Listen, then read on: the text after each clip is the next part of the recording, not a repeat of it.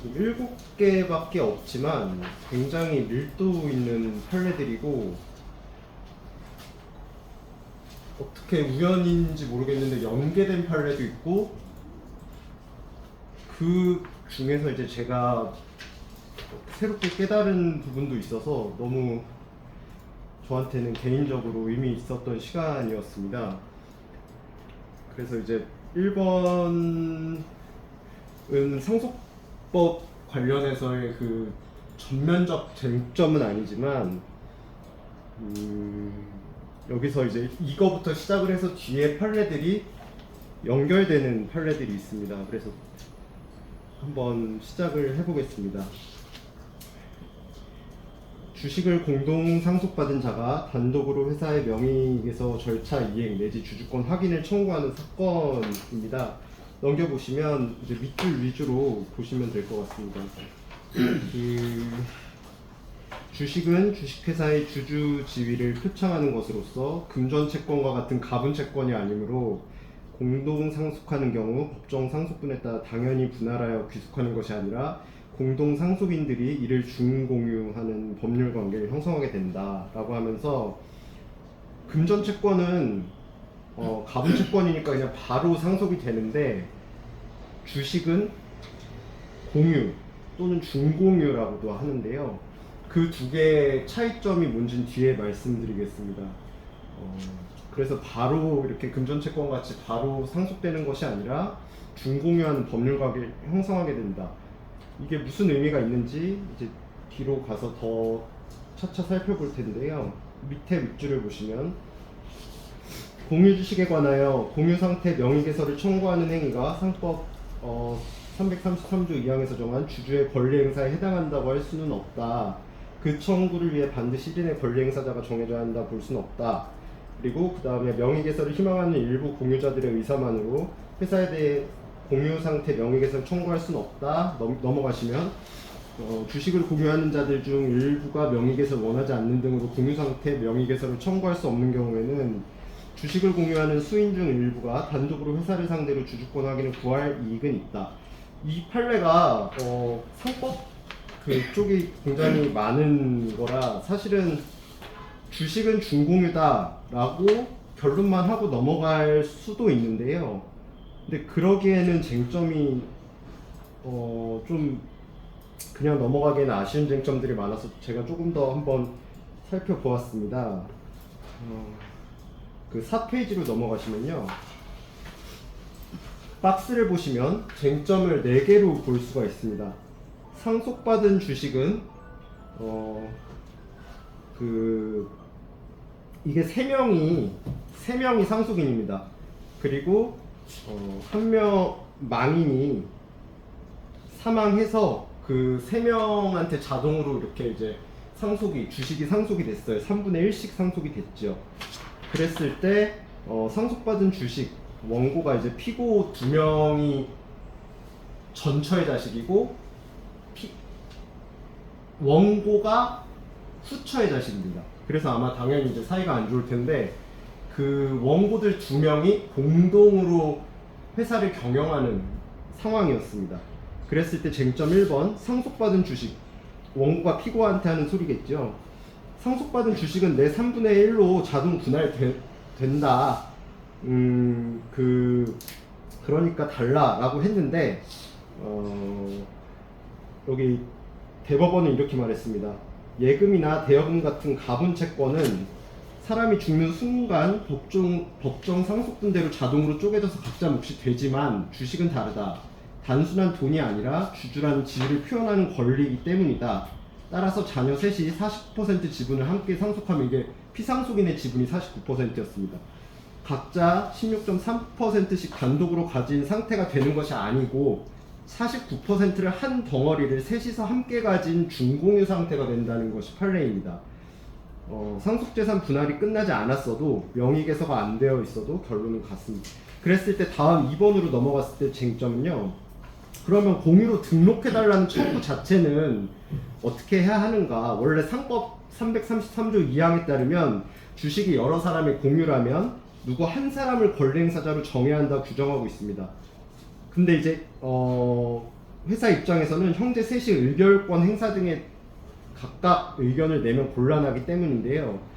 그런데 공유 사실을 주주 명부에 기재해달라는 원고의 청구도 권리 행사에 해당해서 한 사람을 먼저 정해야 하는가라고 했는데 대법원은 굳이 그럴 건 아니다. 의결권을 행사하거나 배당을 받는 실제 권리 행사와 우리가 공유자입니다라는 사실을 회사에 알려두는 준비 단계는 다르다는 것이다. 원심하고 이게 갈린 부분입니다. 원심은 한 명이 정해져야 한다는데 대법원은 그건 아니라고 했고요. 세 번째 쟁점에서 그래도 형제 일부의 의사만으로는 공유 등록을 청구할 수 없다. 이 결론이 무게 중심입니다. 그러니까 권리 행사자 지정은 필요 없다고 하면서도 주식 취득자에게는 명의 개설할지 말지 자유롭게 결정할 권리가 있지만 형제 전원의 이름과 주소를 다 주주명부에 올릴 때만 가능합니다.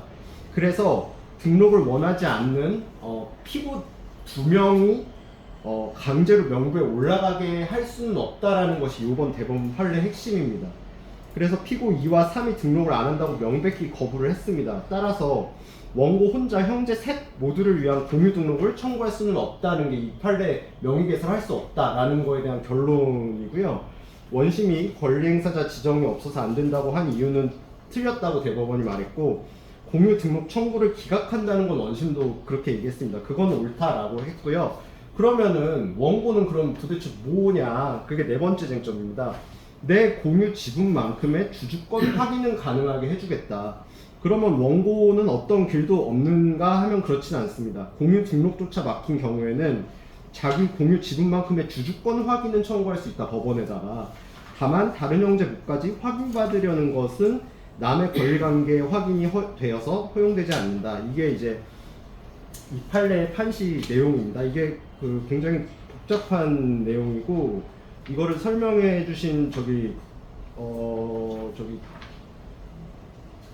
트리니티 김상훈 변호사님이고 최근에 이게 평석을 하셨는데요. 이게 사실관계 파악하는 데만 해도 굉장히 오래 걸렸다고 했습니다. 그리고 이런 부분에 대해서 이게 이제 어쨌든 공유 지분만큼의 주주권 확인은 가능한 것이고 명의 개선할 수 없다, 이렇게 보면 되는 것이고요. 그랬을 때 제가 이 판례와 다음 판례가 연동된다고 말씀드린 거를 하나 말씀드리면, 가분채권, 그러니까 금전 채권은 가분채권이고 주식은 가분채권이 아니라 준공유한 법률관계를 형성하게 된다. 이 부분에서 이제 계속 꼬리를 물고 2025년 최신 판례들이 그거에 대한 쟁점을 던지고 있습니다. 2번 판례로 넘어가겠습니다. 그러면 이게 처분은 어떻게 못하는 거예요? 그러니까 결국 의결권, 주주로서의 의결. 받았는데 나는 준공이다. 그러면 내가 이 상속받은 재산권은 처분을 보통 할 수 있잖아요. 예. 부동산도 이건 처분을 못하는 거예요? 그러니까 처분을 혼자는 못하는 거예요? 자기 지분을 처분할 수 있는 거예요? 결국 피고들한테 파는 수밖에 실질적인 공유자가 공유를 함부로 못 처분하는 거랑 마찬가지예요. 공유부동산 한 사람이 지분을 처분할 수 있잖아요. 공유지분을 처분할 수 있잖아요. 지분을 양수하는 주식의 공유지분, 예를 들어서 원고가 3분의 1 지분을 다른 제3자에게 처분하는 거야. 둘 사이에 계약으로 가능하겠죠. 처분을 하지만 대외적으로 이게 공시가 못하잖아요. 명의사는. 명의사는 안 자료만 되죠. 가지고. 예. 또 확인받아야겠죠. 그렇죠. 주주권 확인을 받아야 되는 그런 상대인데, 제가 여기서 한 가지 질문이, 공유의 경우에 공유의 권리 행사 방법은 공유자의 과반수로 결정할 수 있잖아요. 예. 그렇죠. 그러면 지분, 예를 들어서 지금 이거는 원고가 1인이고 피고가 2인이어서 원고가 과반수가 안 되는데, 거꾸로 원고가 2인일 경우에 피고가 1인이고, 그러면 원고가 준공유자 사이에 두 사람이 회의 개최를 해서 두 사람이 이거 행사 방법을 이렇게 정하고 명예개설을 청구했을 때, 그때도 명예개설가 안 되는가? 그게 안 될 것 같다는 생각은 들어요. 지금 이 대법원 판결에 따르면. 지금 아까 말씀드렸던 김상훈 변호사님이 그 문제에 대한 문제 제기를 바로 했었습니다. 네, 네. 결론은 대법원 이 판례 때문에 안 되는 것이 맞는데 네. 그게 타당하느냐, 이런 문제 제기를 했습니다. 말씀하신 대로 이건 한 명이라 과반수가 안 넘으면 네. 상관없지만 만약에 예컨대 A가 보유하던 주식을 B와 C가 공동 소유로 매수한 경우에 C의 반대로 공유 상태 명의 개서가 이루어지지 못한 상태에서 무상신주가 발행되면 이 주식은 A에게 귀속될 것인데 이것은 매우 불합리하고 부당한 결과이다. 아무튼 그 과반수가 넘더라도 이건 명의 개선은 할 수 없다라는 판례. 네, 이 대법원 판결에 따르면 안 될 것 같은데요. 네, 이게 맞는지는 진짜 김한 변호사님. 그러니까 이제 좀 현실적으로 어색하네. 이게 좀 너무 예. 또 참고로 공유와 준공유 차이는, 공유는 그 부동산 같이 좀 소유권에 관해서 상속인들이 이렇게 같이 공유하고 있다는 것이고, 준공유는 채권이나 주식같이 어떤 소유권이 아닌 그 외의 것에 대해서 공유를 하는 것을 준공유라고 하고, 그 준공유에 대한 법리가 지금 여기서 명의개서가 쉽게 안 되는 뭐 이런 것들이 좀 상법하고 맞물려서 있는 것 같습니다. 이게 경영권, 기존 경영권을 좀 보호해주는 느낌의 경영권 판시. 때문에 그런 거 예, 의결권을 결국 명의개서 안 해주면 못하는 그 차이가 있거든요. 배당하고. 그게 가장 큰 권리인 것 같은데 그거를 막고 있는 것 같습니다. 2번 판례로 넘어가겠습니다. 공동 상속인이 망인의 예금 채권을 임의로 인출한 다른 공동 상속인을 상대로 부당이득 반환 내지 손해배상을 구하는 사건. 이것도 굉장히 복잡하면서도 저는 여기서 굉장히 큰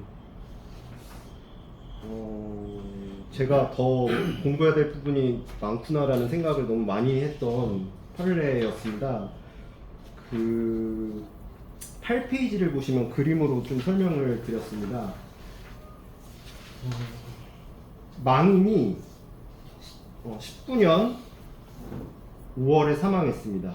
그랬을 때 원고 1, 3, 4 형제들이 있는데요. 모두 4분의 1씩 당연히 자동으로 상속이 된 것이고요. 그랬을 때 피고가 망인 명의 외화 예금을 15만 달러 정도를 사망 후에 인출해 갔습니다. 그래서 원고 1, 2가 너 뭐하는 짓이야? 왜 그거를 너가 함부로 가져가? 하면서 손해배상 내지 부당이득 반환 청구를 했습니다. 이게 여기서 금전채권이라고 해서 바로 가분채권이기 때문에 상속재산으로 되지 않고 바로 상속인들한테 넘어간다라는 게 법리였는데요. 근데 예외가 있습니다. 구체적 상속분을 나중에 따져 보았을 때 그것이 누군가 초과특별 수익자가 나오는 경우에는 가져갈 수 없는 사람이 가져가도 되느냐라는 문제가 제기되고요. 그랬을 때 가져갈 수 없는 게 맞는데 이미 가져갔을 경우에 부당이득 손해배상 청구를 지금 했다라는 것입니다. 그러니까 한마디로 피고는 이미 초과특별수익자라는 전제이고요.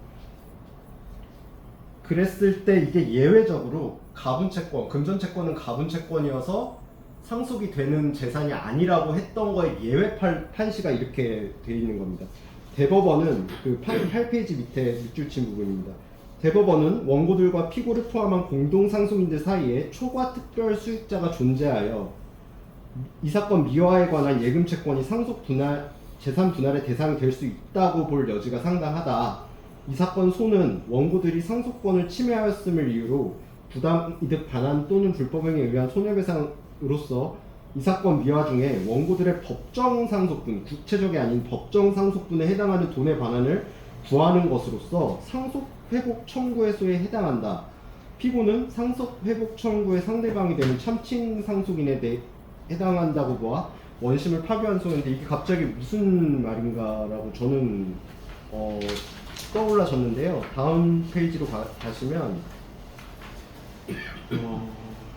그 박스를 보시겠습니다. 가분채권의 분할 대상성. 예금은 원칙상 사망과 동시에 자동으로 쪼개진다는 게 아까 1번 판례에서 말씀드린 법리인데요. 그런데 초과특별수익자, 구체적 상속분을 계산해서 그 초과특별수익자가 있으면 그대로 쪼개면 너무 불공평하다. 가져갈 필요 없는 사람이 가져갔다는 거죠. 청구의 진짜 성격은 원고는 부당이득이라고 썼지만 실질은 내 상속권 회복이면 상속 회복 청구가 되는 것이다. 그러면 그게 뭐가 문제냐면요. 민법 999조가 상속 회복 청구권에 대한 조항인데요. 그 2항에 제척 기간이 있습니다. 앞날로부터 3년, 치매일로부터 10년인데요. 그러면 곧 시간이 무기가 됩니다. 한마디로 다시 8페이지로 넘어가시면 망인이 2019년 5월에 사망했습니다. 근데 이 소는 그 그림 맨 밑에 보시면 23년 4월 5일 날 청구된 거예요. 한마디로 3년 이후에 청구된 소송이거든요. 그랬을 때 이건 그냥 부당이득이라고 원고는 칭했지만 실질은 상속 회복 청구여서 제척 기간에 걸린다. 그렇기 때문에 3년이 넘었기 때문에 각하가 됐습니다. 이래서 그냥 피고가 이 미화 채권을 그냥 갖고 끝난 결론이 난 겁니다. 원심은 각하가 아니라고 했습니다. 그냥 부당이득이지 이거는 그냥 너희가 좀 더 뭔가 이렇게 정의에 부합하는 느낌으로 부당이득이니까 뭐 가능하다. 그 제척기간 항변을 그냥 가볍게 배척했었습니다. 그래서 원심은 원고 승소 판결을 했고 미화 채권은 이제 나눠 가져라. 너가 다 가질 게 아니라 4분의 1씩은 원고들한테 돌려줘라. 근데 대법원은 그 전제부터 잘못됐다고 보아서 원심을 파기하고 사건을 돌려보냈습니다. 부당이득이라고 했지만 상속회복 청구권이라는 실질로 보아서 3년의 제척기간이 걸렸기 때문에 4분의 1 몫을 받을 수 없게 된 판례입니다. 예, 원심이 더 실질에 그러니까 뭔가 정의에 부합하는 느낌이지만 정말 대법원은 법리로만 보아서 근데 외환예금을 인출한 날이 2019년 6월 7일인데 예, 인출했을 때 결국 원고들이 자기의 구체적 상속분을 침해받는다는 사실은 사업자 상분할 소송 판결 전까지는 사실 나올 수가 없잖아요. 예, 예. 사업자 상분할 그 심판 결정은 훨씬 뒤에 났을 텐데. 네. 근데도 외환예금 인출한 시점을 저축기간의 기산점으로 본 거네요. 아닙니다. 그거는 아니고 6월 7일 이후에 네. 나 이거 가져갔다라는 걸 조금 있다가 원고들한테 알려줬습니다. 원고들은 통지받은 날을 기산점으로 예, 본 거예요. 그때 기산점 봅니다. 근데 자기의 상속 부분이 침해되었다는 거는 상속자 분할 심판 결정 끝나니까 구체적 상속분으로 초과 특별수익자가 되니까 그제서야 참칭 상속인으로 그래서 그렇게 소가 제기됐을 거예요. 예. 기산점을 훨씬 이전 통지받은 날로 보면 예. 상속자 분할 심판 결정 없이도 네. 하여튼 뭐 자기가 계산해서 충분히 알 수 있었다. 예. 앞날이다 이렇게 본 거네요. 네네.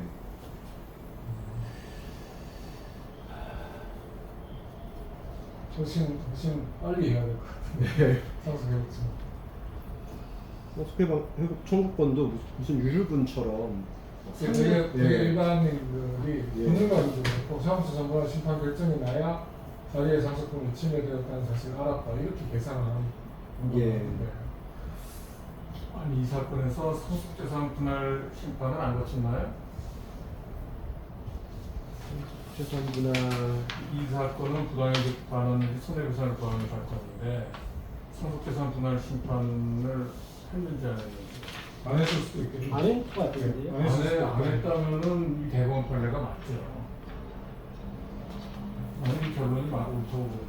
상속자 분할 심판 청구 자체를 안 네, 했으니까 왜냐 상속재산 분할 심판을 아. 했으면 거기서 이게 다루어지거든요. 추가 특별 수익이 있었는지 아닌지. 자, 요게 여기가 있는데요. 피고와 D, 그러니까 D는 소외인데요. 피고와 소외자는 원고들을 상대로 상속재산 분할 심판 청구 해소를 제기했고, 언제? 1심 법원은 23년 3월 21일 A와 D가 초과 특별 수익자에 해당한다는 취지로 판시하였다. 그 직후에 부당이득을 했네요. 23년 4월 5일. 예. 만약에 상속재산 분할 심판을 했으면 예. 거기에 그 특별 수익이 얼마인가를 따졌을 거예요. 그렇죠. 예. 예. 그러니까 이거 더 가져간 게 특별 수익으로 돼서 그 계산해서 근데- 분할할 때 그 반영이 됐을 거라고. 제가 요거를 그래서 조금 더 알아봤는데 사망 이후에 예금 채권을 가져간 건 특별 수익으로 치지 않는답니다. 그렇죠. 예, 특별 수익은 생전에 가져간 것만 특별 수익이라고 하고, 그렇지. 그래서 사망에 인출해 간 거. 예. 네. 이게 지금 사망 직후에 인출해 간 거예요. 무단으로 불법 행위든 뭐 부당이든. 또 인출이 안 되잖아요. 그게 어떻게 그게 아마 그 모신 사람일 겁니다. 아니 모셔도 그게 우리 대법원이요. 네. 그 법정 상속분대로 그 금융기관이 지급할 의무가 있다 이렇게 합니다. 아 그래요? 네, 그렇습니다. 은행 그런데 실무에서는 안 주나요? 은행 실무는 네. 되게 보면 안 주거나 네. 아니면 되게 상속인을 피공탁자로 해서 공탁을 합니다. 공탁을 해서는 면책이 계속 운영을 하고 있고요. 아, 네. 그러니까 공탁을 했음에도 불구하고 금융기관에 달라고 하면 기각이 되고요. 아, 예, 예. 그러니까 안 주고 있을 때는 그냥 이렇게 소를 제기하면 대부분 그 법정상속분대로 지급할 이거 의무가 있다 결정을 이렇게 전부 보거든요. 줘버렸잖아요. 전부를 가져갔잖아. 예. 이건 아버지 통장 가지고 찾아가요. 예, 통장 가지고 이거는 사망을 이거는 숨기고 한 것 같다. 그러니까 사막을 모르고 줬나? 그러니까 나는 이게 이게 그럴 불법행위인데 가능성이 있어 보입니다. 참치 상속인이라고는 다른 것 같아. 왜냐하면 아버지가 사한 걸 전주에서 찾아갔잖아요. 예. 그러면 이건 참치 상속이 아니라 자기의 상속 법정 상속분을 제외하고 나머지는 분명히 되는 거죠. 그렇죠. 이 상속 네. 이 그냥 참치 상속이 아니라 불법행위라고. 그래서 나는 이 상속회복 청구를 하는 건 이건 맞지 않다고 봐. 상속회복 청구는 상속인으로서 가져간 게 아니고 상속인으로서는 그 당시 근데 이게 상속 회복 청구라는 것 자체가 그런 불법행위나 부당행위 관한 청구를 특별 규정으로 만들어내는 네, 그런 의미. 그렇지만은 상속인을 전제로 하는 거냐? 상속인이 아니고. 아니 그러니까 자기 상속 법정 상속분을 넘는 다른 부분은 참칭 상속인으로서 가져가고 그렇죠. 그렇게 횡령을 한 거죠. 아니 근데 이거는 살아있는 걸 전제로 가져간 게 아니고 살아있는 걸 전제로 가져갔단 말이야. 상속인을 참치한 게 사망하지 아니라. 않았으면 은행을 기망해서 그렇죠. 가져갔으니까 기망해서 은행을 기망해서 가져갔으니까 그 자체를 참칭 상속인, 불법 근데 행위자이자 참칭 상속인으로 보는 게 근데 아니라. 불법행위자지 그거는 불법행위지 내가 상속인이라고 해서 가져간 건 아니다. 상속인이라고 했으면 이거 다 안 줬을 거야. 그렇죠. 그 아까 말씀하신 거 방금 말씀하신 거 도론으로 여기 판례는 제가 없었는데 거기까지 제가 알아본 결과 지연이 은행한테 방금 청구했을 때 혼자서 청구했을 때 3명인데 혼자서 청구했을 때 줘야 되거든요. 근데 거절했으면 공탁을 해야지. 공탁을 안 하면 그때 기산점이 그 지연이자 기산점이 그 청구한 때부터. 그러니까 은행에게 이제 통장을 가지고 살아있는 걸 전제로 해서 청구를 했을 거라고. 예. 만약에 죽었다. 이거는 기망해서 한 게 기망을 맞죠. 한게 불법행위는 이건 그래서 사무소 위조가 같이 있었겠죠. 예. 있는 거죠. 근데 이거를 참칭 상속으로 각하는. 그러니까 참칭 상속인이 그 불법 행위를 포함한 아마 그런 조항. 불법을 포함해도 상속인을 참칭해야 되는 거잖아. 예, 예. 참칭하는 게 아니라는 말이야. 상속인을 참칭한 전제로 하는 게 아니야. 하여튼 이게 상속 회복 청구의 범위가 어디까지인지가 그건 실제 조금 문제인데. 그래서 이게 3년으로 이렇게 제한을 해버리고 아까 말씀하신 대로 상속재산분할 심판까지 됐는데 한 3년 정도 이상이 걸려가지고 초과특별수익자 그때 결정 나가지고 바로 부당이득 청구를 했음에도 3년이 지났다고 하면서 그냥 기각을 그러니까 대법원에서 해버렸죠. 청구 원인을 네. 불법행위로 참치 상속 불법행위랑 부당이득 구성한 겁니다. 부당적으로 했네. 예, 했는데 그건 형식일 뿐이고 실질은 상속회복 청구로 대법원이 봐버렸습니다. 원심은 말씀하신 대로 그렇게 봤거든요. 그러니까 그게 난 몰라. 대법관님 글이 잘 좀 이상하네요. 이상하다. 이걸 이렇게 두어라면 안 되지. 예, 그렇게 됐고요. 이게 아마 뒤에도 또 연결되는 판례가 있었던 걸로 제가 기억을 하는데요. 한번 일단은 그리고 3번 판례도 굉장히 의미 있는 판례입니다. 이게 결론부터 말씀드리면 유언 대용 신탁으로 세금을 어느 정도 절세를 할 수 있었던 판례가 아닌가라는 의의를 주는 판례인 것 같습니다. 그 그림을 보겠습니다. 12페이지로 가보겠습니다. A가 유언 대용 신탁의 위탁자였고요. 그리고 생전 수익자였고 그 결혼을 안 한 여성분이셨습니다. 그랬을 때 H은행하고 유언대용 신탁을 맺으신 겁니다. 어떤 걸 맺었냐면 뭐 엄청 비싼 아파트인 것 같습니다. 그 아파트를 내가 죽으면 내 조카들인 B, C, D한테 아파트를 줘라가 아니라 내가 죽자마자 그 아파트는 처분하고 그 세금과 비용을 공제한 다음에 그 남은 돈을 B, C, D에게 주어라 라는 유언대용 신탁을 체결한 것입니다. 그랬을 때 강남구청장이 원고가 되어서 원고가 아니죠. 강남구청장이 그 ABC한테 취득세를 부과한 겁니다.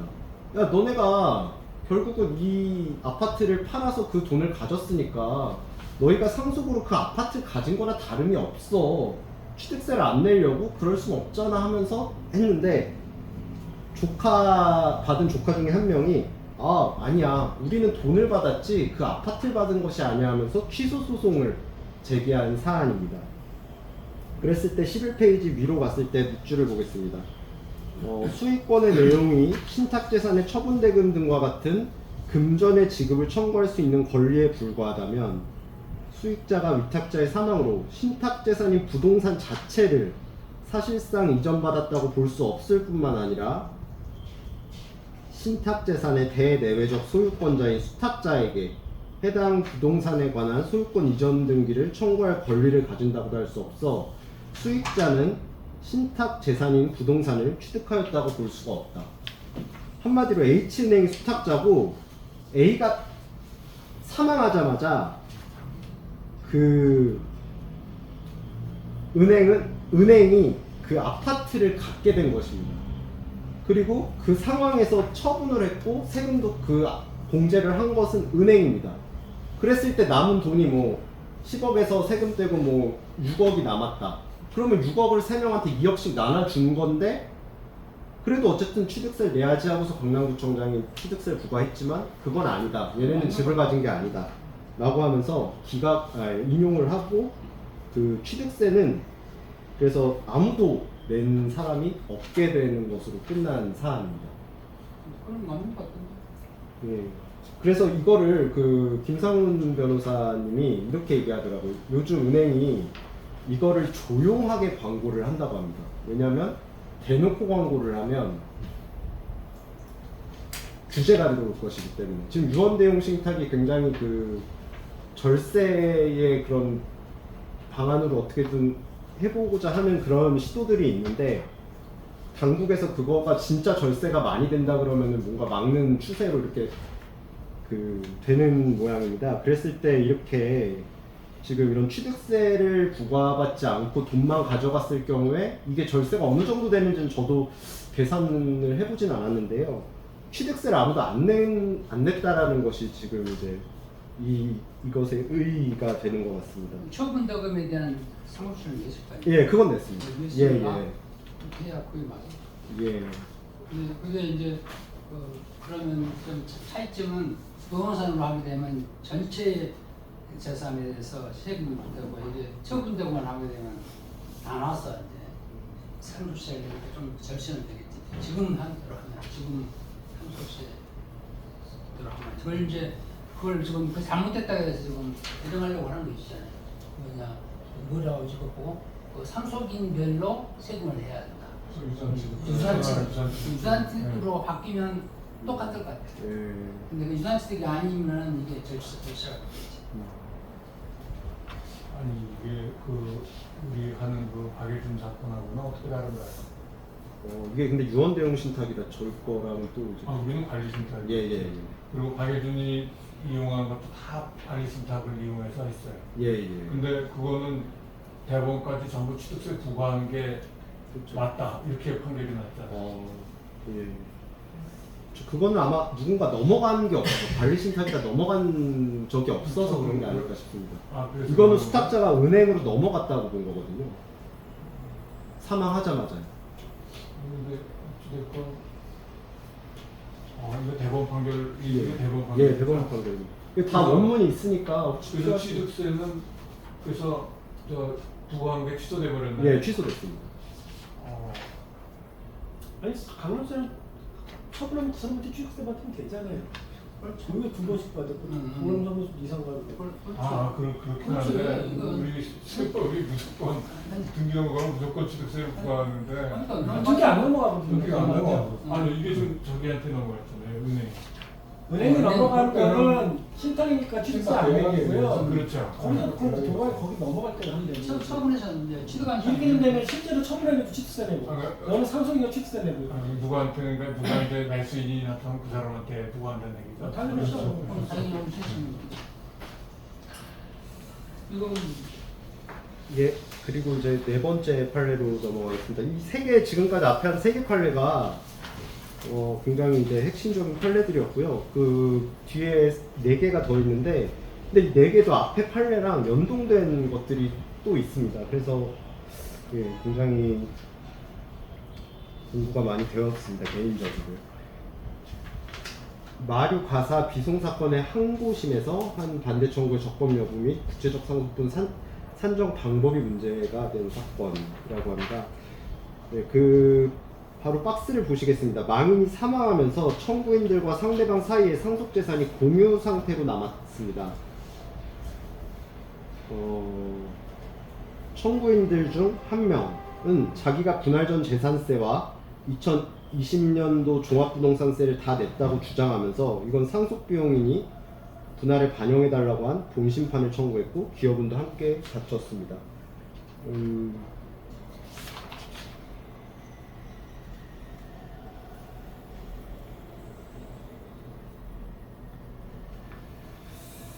예, 지금 항고심에서 한 반대 청구의 적법, 이거는 이제 조금 주된 쟁점이 아니고 너무 당연한 쟁점이라서 좀 넘어가겠습니다. 뭐 한마디로 결론 종결 전까지 해야 된다 이런 의미고요. 그 이후에 반대 청구한다면 적법하지 않다라는 게 판례이고요. 그랬을 때 15페이지 밑줄로 가보겠습니다. 공동 상속인들이 각자의 법정 상속분에 따라 상속재산을 공유하는 동안 상속재산에 부과된 재산세는 공동 상속인들이 연대하여 납부할 의무를 지고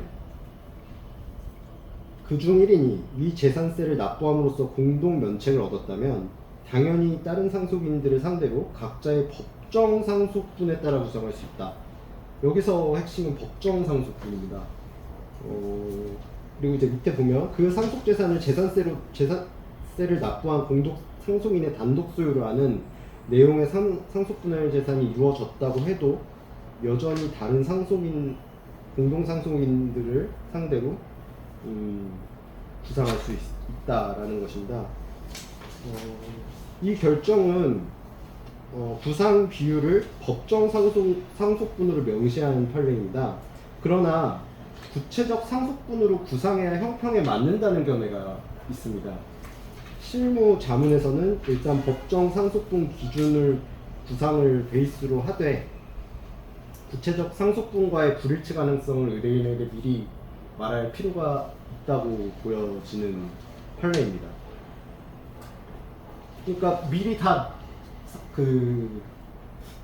상속세가 돈이 많이 나오기 때문에, 그러니까 늦게 낼수록 돈이 많이 나오기 때문에 그냥 한 사람 돈이 제일 그래도 있는 사람이 다 내고 나중에 구상 청구해야지 하고 했는데 법정 상속분대로 구상을 할 수가 있다는 게 판례입니다. 근데 나중에 뭐 전부 다 계산을 해보니까 구체적 상속분으로 따지면 내가 훨씬 적게 내야 되는데 그럼에도 법정 상속분만큼만 구상할 수 있다는 게 이 판례의 결론입니다. 근데 상속세하고 이 재산세, 종합부동산세는 좀 다를 것 같아요. 재산세, 종합부동산세는 국가에 대한 채무여서 법정 상속분대로 하는 게 맞을 것 같고, 상속세 같은 경우는 유산세 방식으로 나가서 상속인들 간의 분담 비율이 따로 상속받은 그 비율대로 정해지잖아요. 예. 그러니까 구상의 범위가 달라지고 좀 다를 것 같아요. 예. 지금 보니까 재산세 등이 상속비용. 예, 재산세와 종부세였네요. 네. 상속세가 아니라 그 방금 말씀하신 대로 상속세는 그 구체적 상속분이 당연히 맞고 재산세와 종합부동산세에 대해서는 그 이게 그 어떤 그 지방세법 107조에 따라서 그 거기 그 지방세법 107조가 법정 상속분에 따라서 상속재산을 공유하는 동안 상속재산에 부과된 재산세는 공동상속인들이 연대하여 납부할 의무를 지고 뭐 그렇게 되어 있는 모양입니다. 그래서 재산세나 그런 종부세, 제가 지금 이런 세금 관련해서는 좀 정확히 알지 못했는데 지금 그게 말씀 주신 부분이 맞는 것 같습니다. 예, 5번 판례로 넘어가겠습니다. 상속인이 다른 상속인을 상대로 상속세 등의 대납에 따른 구상권을 청구한 사건입니다. 17페이지로 넘어가면 밑줄을 보겠습니다. 포괄적 유증을 받은 사람이 승계하는 소속재산은 유류분 산정의 기초가 되는 재산액을 산정할 때 전액 공제가 되므로 공제 후 남은 적극재산 중 유류분 부족에게 해당하는 범위 내에서 유증은 효력을 상실하게 된다. 따라서 포괄적 유증을 받은 사람이 승계하는 소극재산 중에 일부가 유류분제도 존재나 유류분 청구권 행사로 인해 유류분 권리자에게 승계된다 볼 수가 없다라고 봤습니다. 사실관계를 보면요, 다음 페이지에 원고와 피고 등은 A, B의 자녀로서 A가 사망 후 B가 사망하였고, 뭐 B는 사망 전에 원고에게, 그러니까 앞에 거는 조금 이제 차치하더라도 B는 사망 전에 원고에게 재산 전부에 대한 포괄 유증을 하였습니다. 자기 재산을 전부 B에게 그 원고에게 넘긴다는 유언을 한 것이죠. 피고 원고 등은 A의 상속인은 A의 소극재산 및 A의 사망으로 인한 발생한 상속세를 모두 납부했는데 원고가 B의 채무 중 일부를 피고 등이 승계했다고 주장하면서 구상권을 청구한 사안입니다. 원심은 이 청구를 받아들여서 유류분 제도의 존재로 인해 포괄적 유증을 받은 원고가 승계하는 채무는 B의 채무 전체 2분의 1을 한도로 하고 원고를 포함한 공동상속인들이 나머지 채무를 유류분 비율로 승계한다고 했습니다. 근데 대법원은 이걸 파기환송했는데요. 그 피상속인으로부터 포괄적 유증 전체를 받은 원고만 B의 채무를 전체 채무를 승계할 뿐 피고는 유류분 제도 존재나 유류분 반환 청구권 행사로 인해서 B의 채무를 승계하지는 않는다고 보아 이와 달리 판단한 원심을 파기환송했습니다. 이게 그 유류분 산식을 보면은 당연하다는 것이 이 판례의 그 얘기인데요. 산정 방식을 보면은 유류분 산정 기초재산에서 채무 전액을 이미 빼고 있습니다. 그래서 그 기초재산 계산 단계에서 전액 공제되고 있으니 빚은 유류분 부족액을 계산할 때 출발선에서 이미 반영되어서 사라진다. 그러니 유류분 반환의 대상은 어디까지나 빚을 빼고 남은 적극재산의 분배 문제라고 하는 것입니다. 즉 채무는 처음부터 기초재산에서 빠졌고 유류분 회복도 적재산 차원에서 일어나니까 따라서 포괄 수증자가 떠안은 채무가 유류분 반환으로 인해 다른 형제들에게 일부 옮겨간다는 추론은 성립조차 하지 않는다라는 것이 이 판례의 결론입니다. 6번으로 넘어가면 이제는 포괄 유증이 아니라 특정 유증을 받은 자가 지정 유언 집행자를 상대로 유증 의무의 이행을 청구할 때 지체 책임의 발생 시기가 문제되는 사건입니다. 그 밑줄을 보시면 특정 유증이 있는 경우, 그러니까 어떤 피상속인의 재산 중에 일부만 이 사람한테 줘라라는 그 유언이 있었을 경우에 그 유증의 목적인 재산은 상속인에게 귀속되고 유증을 받는 자는 유증 의무자에게 유증의 이행을 청구할 수 있는 채권을 취득한다는 것입니다. 그러니까 포괄 유증이 아닌 특정 유증은 그 피상속인의 재산이 바로 유증받은 사람한테 넘어가는 것이 아니라 상속인들에게 귀속된 후에 그 특정 유증이 있는 사람, 특정 수증자가 청구할 수 있는 채권, 내가 이거 특정 유증 받았다 하면서 받을 채권만을 할 수 있는 채권을 취득한다는 것입니다. 그렇기 때문에 피상속인이 사망한 때 또는 유언 집행자 취임을 승낙한 때 곧바로 유증 의무의 이행기가 도래하는 것이 아니라 이행기에 정함이 없는 채무이므로 유언 집행자가 그 의무에 대한 이행 청구를 받은 때 비로소 지체 책임을 진다라는 것입니다. 그래서 특정 수중자가 유언 집행자한테 그 유언 집행자 취임이 승낙된 때 바로 청구를 해야지 그 취임을 승낙한다고 자동적으로 그게 지체 책임이 지어지는 게 아니라는 게 이 판례의 결론입니다. 뒤로 가면은 특정 유증의 구조는 특정 유증을 받았다고 해서 그 재산이 곧바로 수중자 명의가 되는 것은 아니고 일단 그 재산은 상속인에게 귀속되고 수중자는 수중 의무자, 상속인 또는 유언 집행자에게 내게 그 재산을 넘겨달라고 청구할 수 있는 채권만을 갖게 되는 것입니다. 그래서 원고는 피고를 상대로 유증 이행을 구하면서 상속 개시일 다음 날부터, 그러니까 유언 집행자도 생기지 않았고 그 전인 그냥 사망한 때로부터 연 5% 지연 이자도 달라고 했는데 망인이 사망한 시점부터 지체책임이 발생한다고 했는데 그게 아니라 유언 집행자가 생기고 그 사람이 생겼어도 그때부터도 아니고 너가 청구했을 때부터 지연이자가 청구되는 것이다 라는 게 이 판례의 결론입니다. 그리고 이제 마지막 판례입니다. 유류분 산정의 기초 재산에서 공제해야 할 채무의 범위가 문제된 사안입니다. 넘어가시면 그 21페이지 맨 하단을 먼저 보겠습니다. 밑줄부터 보겠습니다. 공제할 채무는 상속 개시 당시 피상속인이 종국적으로 부담하여야 할 것이 확실한 채무여야 합니다. 따라서 피상속인이 제3자를 위해서 연대보증 채무를 부담하고 있는 경우에 유류분 산정을 위한 기초재산에서 그 채무 금액을 공제할 수 없다. 당연하다고도 볼 수 있을 것 같습니다. 아직은 주채무자가 있기 때문입니다. 그래서 그 위에 제가 밑줄은 거놓지 않았지만 예외적인 특별한 사정이 없는 한이라고 되어 있는 부분을 한번 읽어보겠습니다. 주채무자가 변제 불능의 무자력 상태에 있기 때문에 피상속인이 그 채무를 이행한 후에 주채무자에게 구상권을 행사하더라도 변제받을 가능성이 없는 것이 이미 드러난 상태라는 특별한 사정이 없는 한 주채무자가 있으니까 연대 보증 채무는 그 유류분 산정을 위한 기초재산에서 그 채무 금액을 공제할 수는 없다. 또한 물상보증인도 마찬가지다. 이게 이 판례의 결론입니다. 예, 여기까지 발표를 마치겠습니다. 수고 많았어요.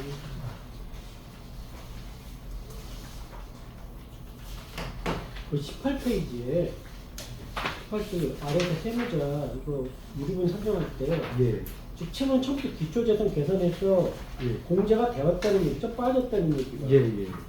빠졌다는 얘기가 여기서 이미 공제가 되었다는 얘기죠? 마이너스가 됐다는 얘기잖아요. 예. 빠졌다 그러면 그거 아예 없다는 얘기고 채무가 공제돼요.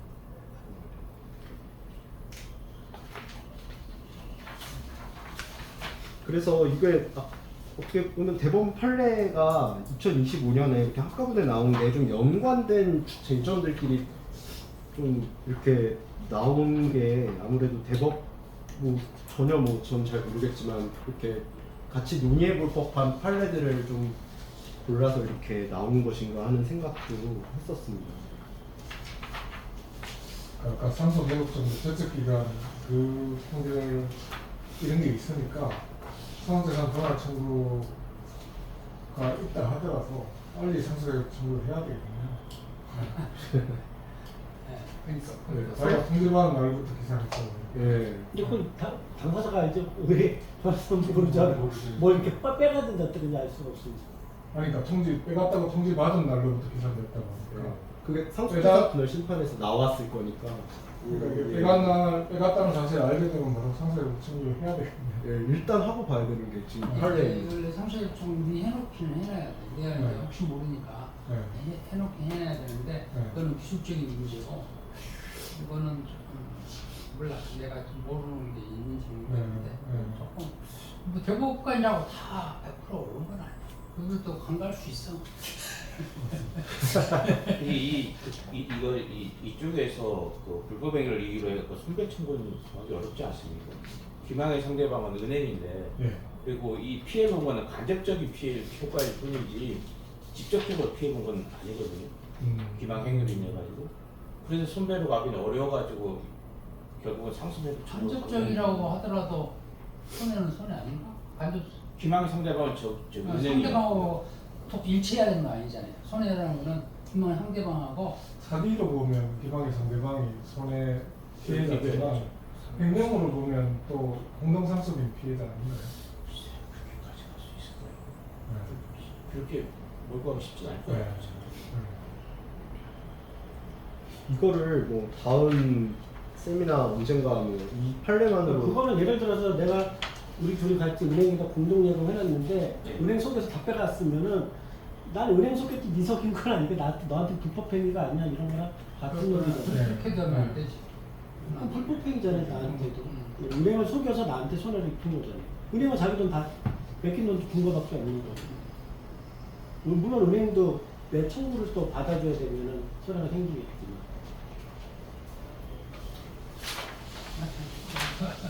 여기서 그런 일도 수고했습니다. 그 제가 사실관계를 한번 조금 더 읽어봐 드려볼까요? 이거에 대해서 망인은 19년 5월 사망하였고 자녀들인 A와 B, B는 원고들, A와 B가 원고들이고 C가 피고고 D가 소외인입니다. 4분의 1씩 망인을 공동 상속하였다. 피고는 망인과 함께 살고 있었기 때문에 망인의 인감도장과 예금통장 등을 소지하고 있었습니다.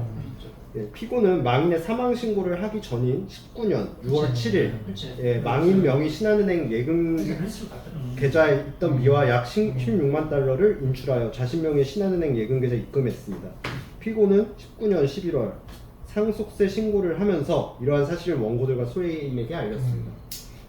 그 원고들은 피고가 이 사건 미화를 무단으로 인출하여 본인들 상속권을 침해하였다는 이유로 23년 4월 5일 피고를 상대로 불법행위에 대한 손해배상 청구 내지 부당이득 반환 청구를 구하는 이 사건 소를 제기하였습니다. 한편 피고와 D는 원고들을 상대로 상속재산 분할 심판 청구의 소를 제기했고 제1심법원은 23년 3월 21일 A와 D가 초과특별수익자에 해당한다는 취지로 심판하였습니다. 피고와 D는 이 심판에 대해 항고하였고 현재 항고심 계속 중입니다. 예. 이거 돈 뺏긴 사람들 은행 상대로 소송하면 안 돼요? 이거 쉽지 않을 것 같은데. 뭐, 왜냐면 이게 뭐, 사망 뭐, 통지도 안 왔고 그다음에 통장 도장 다 갖고 있는데 준재밀자 인정이 비슷하게 돼야 해가지고 명명하는 은행이 잘못이 별로 없는. 거기서 아마 그 판례에서는 그 자기가 빼내고 그거 알려준 내가 빼내고 갔다 알려준 날이 언제? 그 상속세 신고인 2019년 11월경. 예. 그때는 불법행위를 알았다고 보면 그래서 22년 11월까지는 제기를 불법행위를 했었어요. 안 날로부터도 불법에서 3년이잖아요. 그러니까 안 날로 3년이 지났네. 예. 자기가 빼갔다는 걸 고지를 했으니까 상속세 신고 때문에 어쩔 수 없이 드러난 건데 고지를 했으니까 불법행위 후보명의도 그러면 시효도가 됐다고 해서 기각을 하고.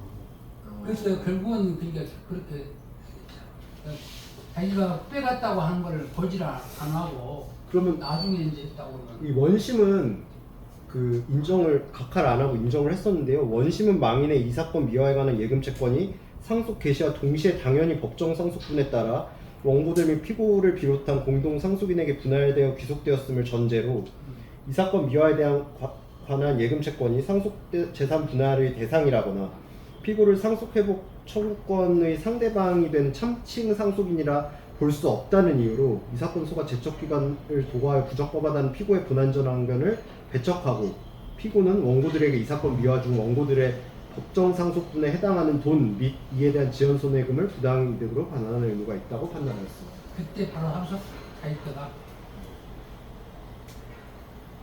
상속 되었다고 봐버리는 거야.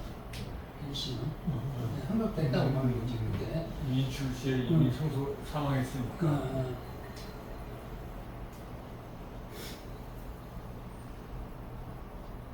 그좀 어떤 같은